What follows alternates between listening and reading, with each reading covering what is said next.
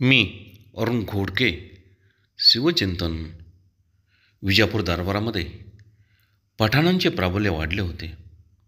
तरीसुद्धा गोलकोंड्याची कुतुबशाही टिकली पाहिजे असे महाराजांना मात्र वाटत होते. गोलकोंड्याचा कुतुबशाह तानाशाह हा मात्र महाराजांना भीत होता. राज्याभिषेकानंतर महाराज दक्षिण दिग्विजयाला गेले. राज्याभिषेकानंतर राजांच्या भेटीस येण्यास तो झजत नव्हता.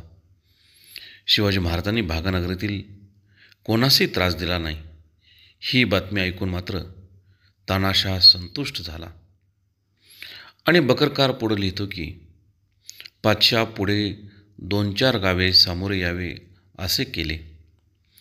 राजा मोठा साधक आण घालून पातशाहला सांगून पाठवले की तुम्ही न येणे, आपण वडील भाऊ, मी धाकटा भाऊ, आपण पुढे न यावे असे सांगून पाठल्यावर पातशाह बहुत संतुष्ट झाले.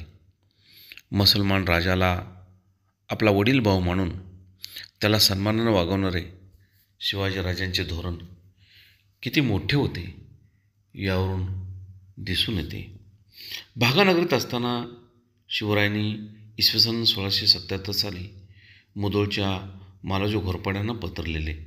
त्यात देखील दक्षिणाची पातशाही टिकवण्यासाठी आपला मनोदय व्यक्त केल्याचे मत मांडले. दक्षिणांची पातशाही आम्हा दक्षिणांच्या हाती राहावी, ते करावे असे लिहिले होते. बहुत काय बोलणे. राम कृष्ण हरी.